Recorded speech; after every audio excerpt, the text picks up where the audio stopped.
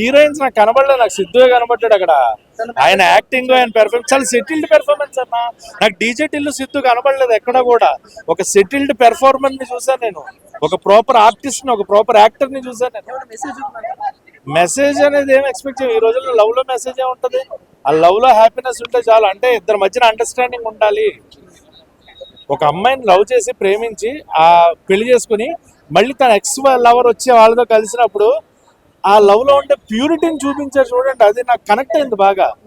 And ఆ love failure లో ఉండే పెయిన్, స్టార్టింగ్ ఎత్తుకోవడం సినిమా ఒక ప్రాపర్ లవ్ ఫెయిల్యూర్ ట్రాక్ తో ఎత్తుకున్నారు. దాని నుంచి మళ్ళీ ఇంకొక లవ్ జోనర్ తీసుకెళ్లారు. వాళ్ళ మ్యారేజ్ అయింది, మళ్ళీ ఎక్స్ లవర్ వచ్చింది.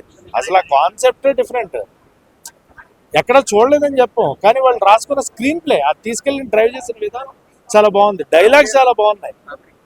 కామెడీ ఎక్స్పెక్ట్ చేయొద్దు. అంటే డీజే టిల్లు అందరూ అదే అడుగుతున్నారు, డీజే టిల్లు సిద్ధు లేడు ఇక్కడ. కొత్త సిద్ధుని చూస్తారు, ఎంకరేజ్ చేయండి. He has different aura in the film. Diwali blast. ఎందుకంటే ప్రతి లవ్ ఫెయిల్యూర్ కనెక్ట్ అయ్యే డైలాగ్స్, ప్రతి లవ్ ఫెయిల్యూర్ కనెక్ట్ అయ్యే సీన్స్, సిచ్యువేషన్స్ ఉన్నాయి.